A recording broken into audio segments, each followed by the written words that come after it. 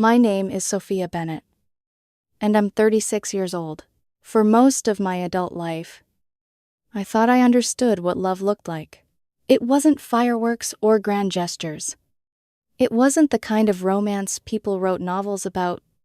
Love, to me, was routine. Stability, coming home to the same person every night and believing that choosing each other over and over again was enough. I had been married to my husband, Ethan, for 8 years. I thought we had a decent life. Not perfect, but decent. I worked full-time in finance. Long hours. Demanding clients. Endless meetings. Ethan had his own career. One he cared deeply about. We paid our bills on time. We hosted holidays. We remembered anniversaries. From the outside, we looked solid. Looking back now, I understand that routine isn't the same thing as happiness. I just didn't know it then.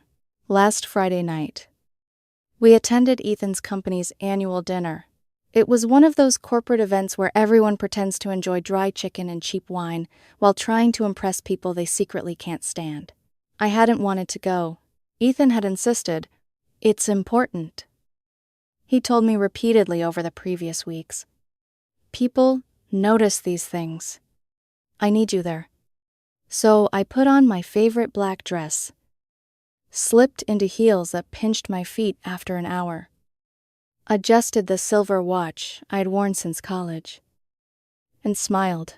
The evening started normally enough. Ethan's coworkers seemed pleasant. I chatted about weather forecasts and local sports teams. I nodded through conversations about market trends and vacation plans. I've always been good at existing quietly in crowded rooms. I'm not the woman who dominates attention. I'm the woman who listens, the woman who notices, the woman people trust with their truths. Ethan used to say that was one of the things he loved most about me. You make people feel seen. He'd once whispered while tracing circles across my palm. Funny how love can become unrecognizable. Dinner wrapped up sometime around 9. People had moved on to their 3rd or 4th glasses of wine. Voices grew louder. Laughter became less restrained. At our table, Ethan's boss, a polished woman, with expensive highlights and a habit of laughing too loudly at her own jokes, held court like royalty. Ethan practically glowed under her attention. He leaned toward her, laughed harder than necessary, hung on every word. I noticed, but I ignored it. He always became more animated around authority figures. Then, a woman from accounting, someone with sharp features and an even sharper tongue, made an offhand comment about relationships. Women always expect more, she joked. Men never quite measure up. Several people chuckled awkwardly. Then, Ethan decided to contribute. Trust me, he said loudly enough for half the table to hear. Some of us learn how to settle. The conversation stumbled. Forks paused halfway to mouths. People glanced around the table. Ethan smiled. No woman would actually want Sophia if she knew what she was really getting. Silence. I turned toward him slowly. He wasn't embarrassed. He wasn't nervous. He wasn't drunk enough to lose control. He was smiling. A deliberate smile. The accountant blinked. Wow, she muttered. That's harsh. Ethan waved dismissively. I'm just being honest. Then, he looked directly at me. I mean, look at her. She's small in every way that matters. He winked. A few people gasped. Someone coughed into their wine. His boss burst into laughter. I felt every eye at the table settle on me. Pity, curiosity, discomfort. People waiting to see what I would do, what I would say, whether I'd cry, whether I'd explode, whether I'd finally defend myself. I didn't. I didn't throw my drink. I didn't shout. I didn't ask how many times he'd rehearsed humiliating me before deciding this audience was big enough. I simply looked at him. Really looked at him. Then I said one word. All right. My fingers drifted automatically toward my watch. A nervous habit. I adjusted the strap, pushed my chair back, and stood. I didn't rush. I didn't storm away. I simply walked out of the restaurant. Behind me, I heard Ethan's voice. Sophia. Seriously. Annoyed. Not apologetic. Are you really doing this right now? As though my leaving was the embarrassing part. I reached my car, sat behind the steering wheel, and breathed. My hands weren't shaking. My pulse wasn't racing. Instead, I felt something terrifying. Clarity. As if fog I'd been living inside for years had finally lifted. I drove home, poured myself 2 fingers of whiskey, sat alone in the dark. I didn't turn on the television, didn't check my messages. I just sat there, thinking about every joke, every criticism, every comparison, every moment Ethan had chipped away at me. You're too quiet. Why can't you be more outgoing? Other women are more confident. You should try harder. I'd called them observations, constructive criticism, stress. But sitting in the dark that night, I finally understood what they really were. 8 years of tiny cuts. Death by 1,000 paper wounds. The front door opened around midnight. His heels clicked unevenly across hardwood floors. His purse landed heavily on the counter. He was drunk. You cannot seriously be upset about a joke, Ethan said, his words slurring slightly. I stared ahead. It wasn't a joke. Oh, my God. He rounded the couch. Everyone was laughing. You're being so sensitive. I looked up at him. No. I rose to my feet. I'm going to bed. Then, I held his gaze. You can sleep in the guest room tonight. He blinked. What? It's our bedroom, I said evenly. And I don't want you in it tonight. He laughed. The sound was hollow. You're serious? Yes. Something changed in his expression. The amusement vanished. You know what? He snapped. You're pathetic. I said nothing. This is exactly what I mean. You can't take a joke. You're weak. I met his eyes. Go to the guest room. Ethan. He called me controlling, manipulative, overdramatic. He repeated that I was small in every way that mattered. Then he stormed away, slamming the guest room door hard enough to shake the framed photographs lining the hallway. I lay awake most of the night, staring into darkness, listening to the silence between heartbeats, and for the first time in 8 years, I stopped asking whether I had done something wrong. Instead, I asked myself a different question. What if he'd been showing me exactly who he was all along? And what if this time, I finally believed him Saturday morning?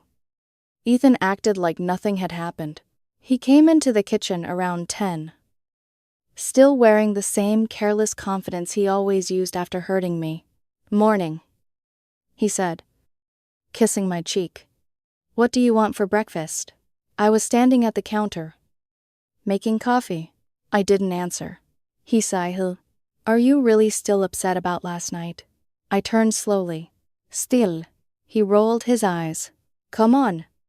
Sophia. I said I was sorry. No. You didn't? Fina. I'm sorry. Okay, it was wine. I didn't mean it. I looked at him. Yes. You did?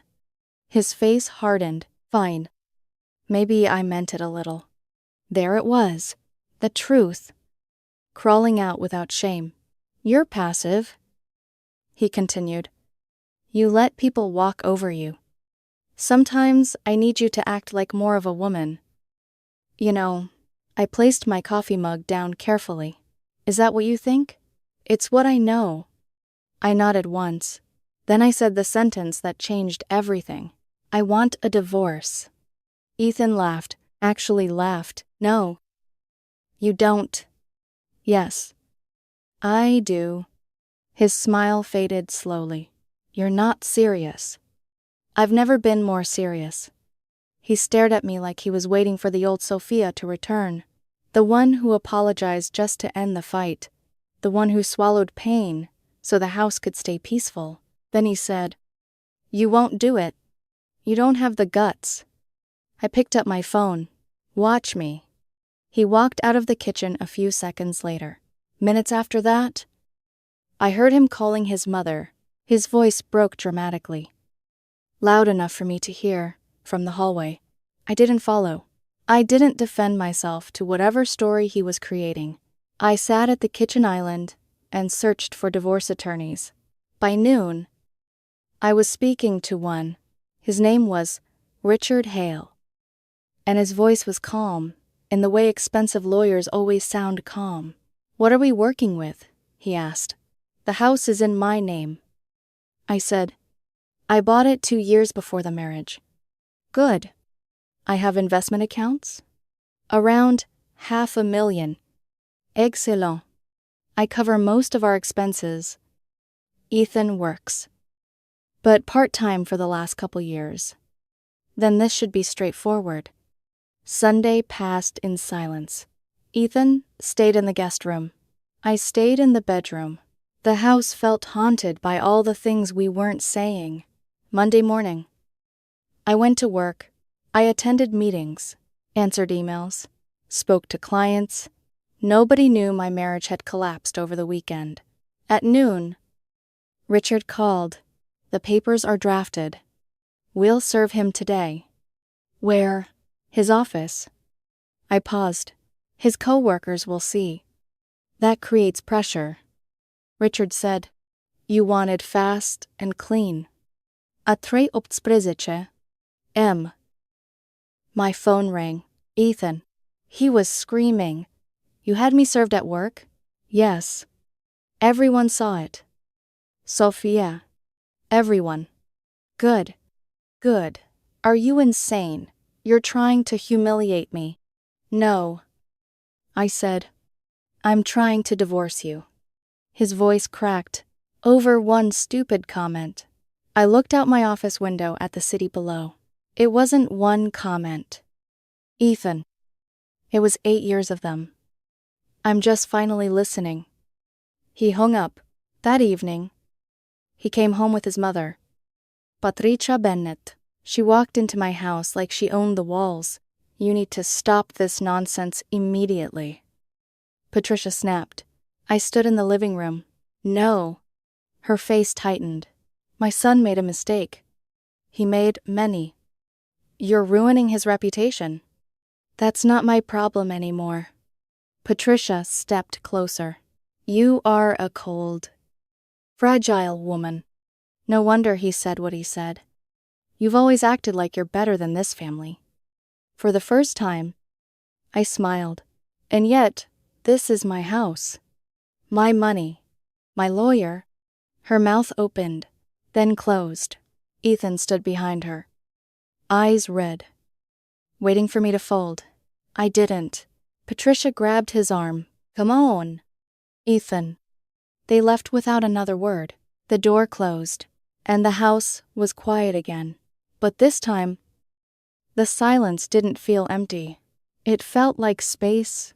For the next 3 weeks, Ethan tried every version of himself. The apologetic husband, the wounded victim, the furious man betrayed by consequences. He called me crying. He sent long messages. He promised therapy. He promised change. When that didn't work, he threatened me. He said he'd take everything. He said he'd destroy my reputation. He said everyone would know what kind of wife I really was. Richard told me not to respond, so I didn't. Then, Ethan started showing up at my office. The first time, he asked calmly to speak. Security escorted him out.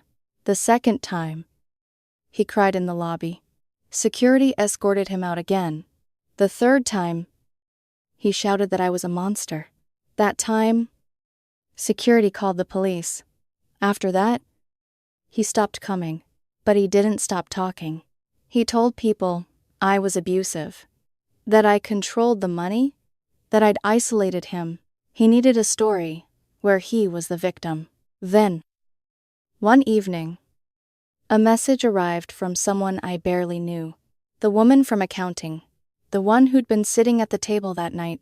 Her message began, "Sophia, I don't know if this matters now, but I think you deserve the truth."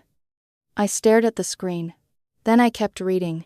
And by the time I reached the last line, the whole dinner made perfect sense. I read the message 3 times before I responded. The first time, I felt numb. The second time, I felt something close to relief. By the third, I simply felt validated. The message from the accounting woman was short, direct, brutally honest. "Sophia, I don't know if this helps you now, but Ethan has been involved with someone from work, at least 3 or 4 months that I know of. I thought you deserved to know. I'm sorry for what happened at the dinner." I stared at my phone, then typed one word, "Who?" Her response came almost immediately, "His boss." I closed my eyes. Of course it was her. The woman with the expensive perfume, the polished smile, the loud laughter. The woman Ethan had practically worshipped at that dinner. The woman who had grinned while he tore me apart in front of everyone. Suddenly, every piece fell into place. The late nights at the office, the sudden concern with his appearance, the extra gym sessions, the new cologne, the way he'd been checking his phone and smiling to himself, the growing contempt he'd shown me at home, the humiliation. He hadn't just wanted to embarrass me, he'd wanted to diminish me. If I believed I was worthless, then maybe I wouldn't question why he'd stopped treating me like someone worth loving. I forwarded the screenshots to Richard. He called within the hour. "This changes things," he said. "It doesn't change my decision." "I know," Richard replied, "but it changes their willingness to negotiate."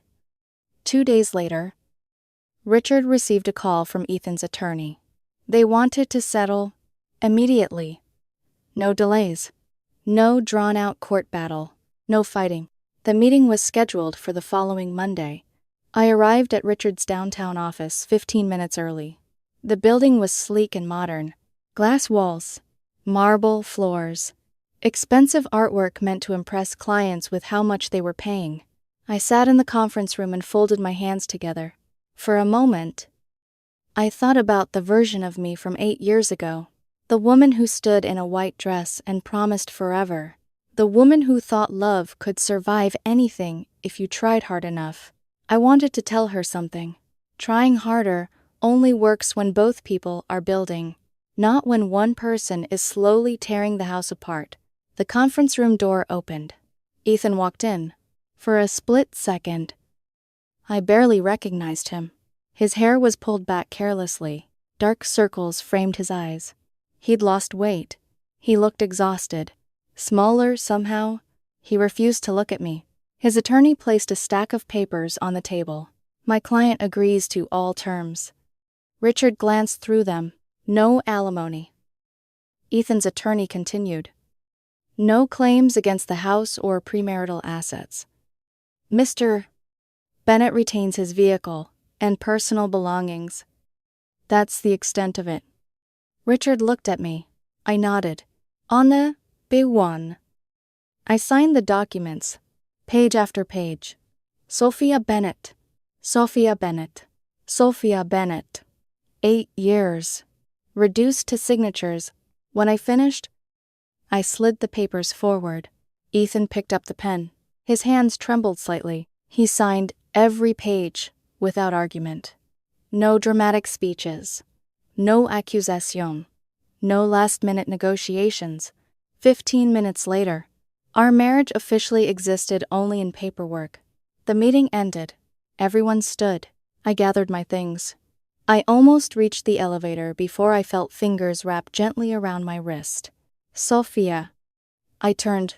Ethan stood there in the hallway. His eyes were bloodshot. "I didn't mean it," he whispered. I said nothing. "Any of it." He swallowed hard. I was drunk. I remained silent. I was stupid. His voice cracked. I love you. I looked down at his hand, gripping my arm. It felt unfamiliar, like being touched by someone I'd once known in another lifetime. Then, I looked at his face. Really looked at him. The man I'd defended, protected, excused. The man I'd shared holidays and anniversaries and ordinary Tuesday nights with. And for the first time in years, I saw him exactly as he was. No, I said quietly. His expression shattered. You don't. Sophia, you loved what I gave you. He blinked. The stability. I pulled my arm free. The house. His eyes filled with tears. The safety. Sophia, please, but you never loved me. Silence. The hallway stretched between us, cold and bright beneath fluorescent lights. You loved having someone who stayed. I said, someone who forgave everything? Someone who made herself smaller so you could feel bigger. Tears slipped down his cheeks. I can change. I shook my head. Maybe you can. His shoulders trembled. But you don't get to practice becoming a better person on me anymore. I turned toward the elevator. Behind me, I heard him crying. Not the dramatic sobbing he'd used when calling his mother. Not anger, not manipulation, just grief.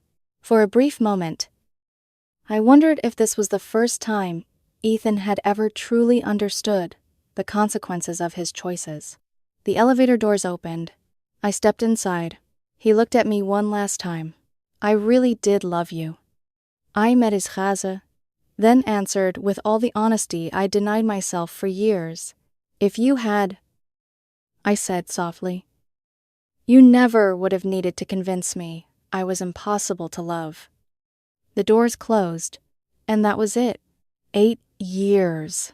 Finished. No screaming. No shattered dishes. No grand declarations. Just signatures. Truth. And an elevator descending floor by floor toward the rest of my life. A week later, the divorce became official. I sat alone in my kitchen, with the final documents spread across the table. I expected devastation. Instead, I felt light, as though I'd been carrying a heavy coat through summer for years and had finally set it down. I thought back to the dinner, the laughter, the humiliation, the deliberate cruelty hidden beneath the excuse of honesty. He thought public shame would make me cling tighter. He thought I would stay because I always had.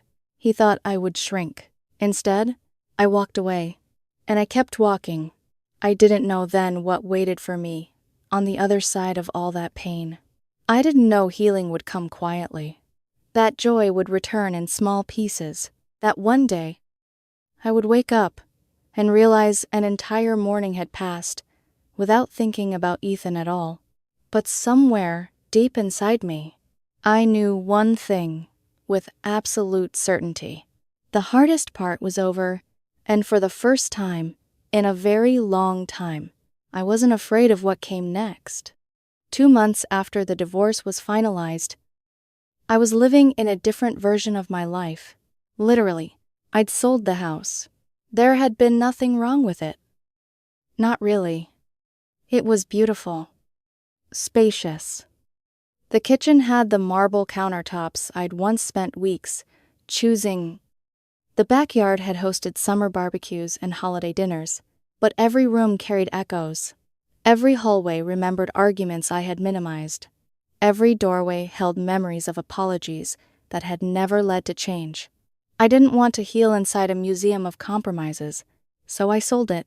I moved into a downtown condo with floor-to-ceiling windows overlooking the city. Smaller, cleaner, mine. The first night there, I sat on the balcony wrapped in a blanket, watching the lights flicker across the skyline. I realized something strange. Peace wasn't loud. It wasn't excitement. It wasn't revenge. Peace was making coffee in silence, and not wondering if someone would criticize the way you stirred it. Peace was existing without anticipating disappointment. Work improved. Actually, improved wasn't a strong enough word. Without constantly managing someone else's moods, I had energy again. Focus. Ambition. I threw myself into a project I'd been postponing for years. My supervisors noticed 3 months after my divorce. I was promoted into a senior leadership role, significant raise, corner office, greater responsibility.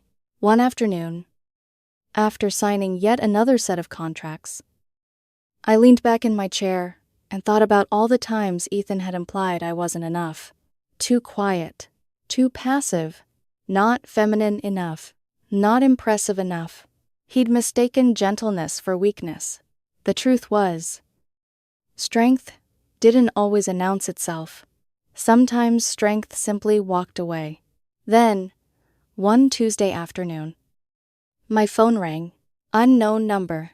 Normally, I ignored those calls. Something made me answer. Hello, is this Sophia Bennett? Yes. The male voice hesitated. My name's Andrew. I used to work with Ethan. I straightened. I'm listening. The company's falling apart right now. I stayed silent. Your ex and his boss? Andrew exhaled heavily. They weren't exactly subtle. Apparently, someone had filed a complaint with human resources. Emails, message, meetings during company hours, company resources used for personal purposes. The investigation uncovered more than anyone expected. Both Ethan and his boss had been terminated. They were fired last week. Andrew said quietly. I closed my eyes. Why are you telling me this? Because Ethan's telling people you're responsible? I almost laughed. He says you contacted the company. I didn't. I figured. Andrew paused. I was there that night at the dinner. What happened to you wasn't right. I looked through the glass walls of my office, toward the city beyond. Thank you for letting me know. He moved back in with his mother. Andrew added awkwardly. And apparently, the relationship with his boss ended almost immediately. Of course it had. Fantasy rarely survives consequences. After we hung up, I waited for satisfaction, vindication, triumph. Instead, I felt absolutely nothing. Ethan's life no longer belonged in my emotional landscape. He wasn't my responsibility. He wasn't my problem. He wasn't even my grief anymore. He was simply someone I used to know. That weekend, one of my colleagues convinced me to attend a charity fundraiser. I almost declined. The idea of socializing still exhausted me, but eventually, I agreed. That's where I saw him again. The man from the coffee shop near my office. We'd exchanged casual greetings over the previous months. Nothing significant, just familiar smiles. His name was Daniel Carter, 38, architect, warm brown eyes, an easy laugh. He was volunteering at the event and helping coordinate donations. You came, he said when he spotted me. You sound surprised. You always look like someone searching for the nearest exit. I laughed. I usually am. He grinned. Good thing I'm standing between you and the door. The conversation came naturally. No performance. No pressure. He asked questions and actually listened to the answers. He spoke about his work with genuine enthusiasm. He laughed at my dry humor. I laughed at his terrible jokes. By the end of the evening, he asked if I'd like coffee sometime. Only if you promise not to critique my coffee order? I replied, I would never disrespect a woman's relationship with caffeine. I gave him my number. Coffee became dinner. Dinner became long walks.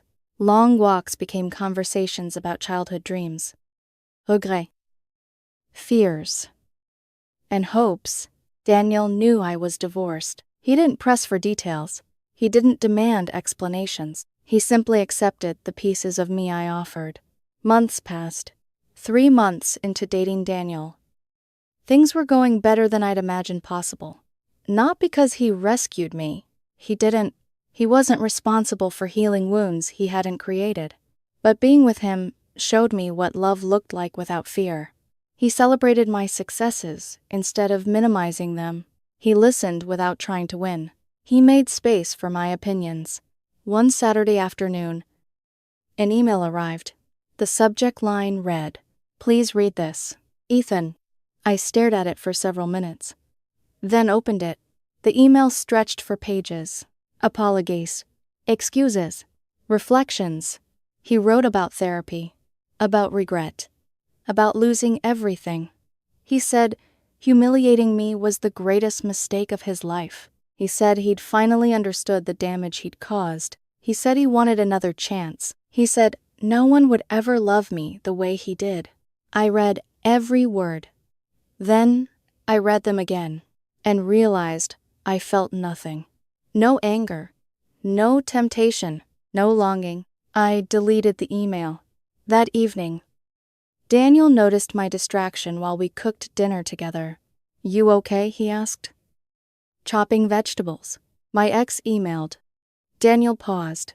"Oh, he wants another chance." He looked at me carefully. "What did you do?" I deleted it. He smiled softly. "Good." That was all. No jealousy. No interrogation. No insecurity. Just trust. I stared at him. "You aren't curious. You'll tell me what matters," he said. "And what doesn't matter doesn't deserve space at our dinner table." I almost cried. Not because of Ethan, because healthy love felt so unfamiliar. A week later, I ran into someone else from Ethan's former company. He approached our table at a restaurant. "Sophia?" he asked. I looked up. Recognition flashed across his face. "Hey." I just wanted to say. A lot of us felt terrible about that dinner. I smiled politely. "Thank you. Most people were on your side." He hesitated. "I heard Ethan's having a hard time." I nodded. "I hope he finds whatever he's looking for." The man studied me. "You really moved on." I glanced across the table. Daniel was reaching for my hand. I did. After he left, Daniel squeezed my fingers.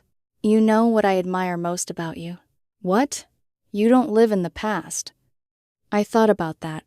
Maybe once I had. Maybe I'd spent years trying to fix someone who didn't want to be fixed. Trying to earn love that kept changing its conditions. Not anymore. 6 months after that dinner, my life looked completely different.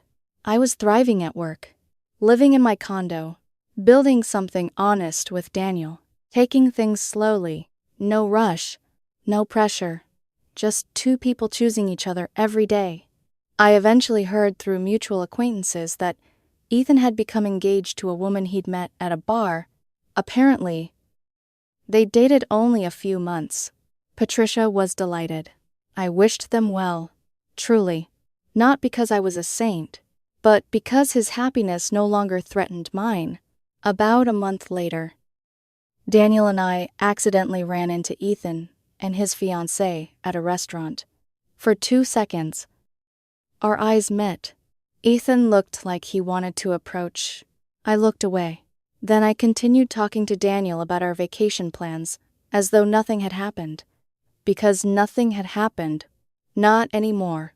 When they left 10 minutes later, Daniel asked quietly, "Was that him?" "Yes." "You okay?" I smiled. "Yes." And I meant it. People sometimes ask if I'm angry. If I resent the 8 years I spent loving someone who convinced me I wasn't enough. I don't. Anger requires investment. It asks you to carry someone long after they've stopped deserving the weight. I set mine down. Here's what I learned. When someone shows you who they are, believe them. Don't wait for a second demonstration. Don't rewrite their actions into something easier to survive. Don't mistake potential for reality. Ethan showed me who he was that night at the dinner. Truthfully, he'd been showing me for years. I just hadn't been ready to see it. He thought I was small. He thought I would stay. He thought I would prove him right by accepting less than I deserved. Instead, I walked away. And I built a life more beautiful than the one I thought I couldn't live without.